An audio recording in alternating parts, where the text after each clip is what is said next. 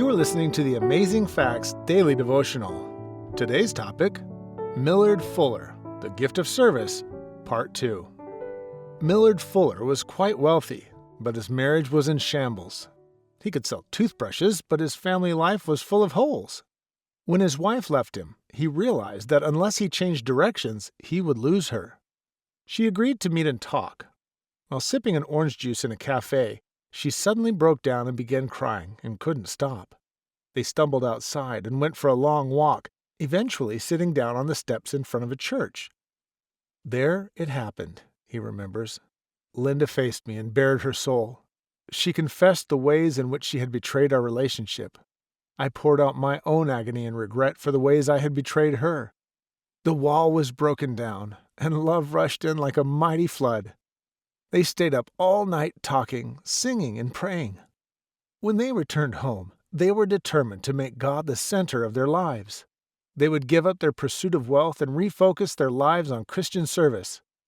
The Lord convicted them to provide affordable housing for low-income families. They would use community volunteers for labor and donations and only ask people to cover the cost of materials.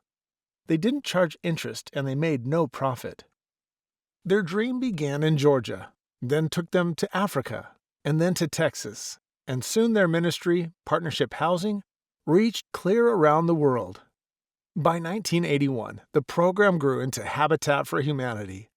By 2003, Habitat affiliates around the world had constructed over 150,000 houses and were active in 92 nations.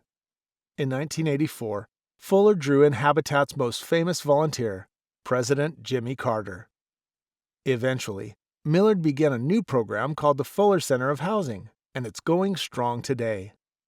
Millard Fuller could sell just about anything, but he discovered that the gift of unselfish service and the joy that comes from living for others cannot be bought or sold.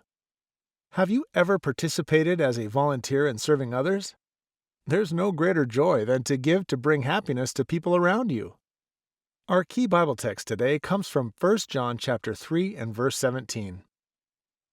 But whoso hath this world's good, and seeth his brother have need, and shutteth up his bowels of compassion from him, how dwelleth the love of God in him?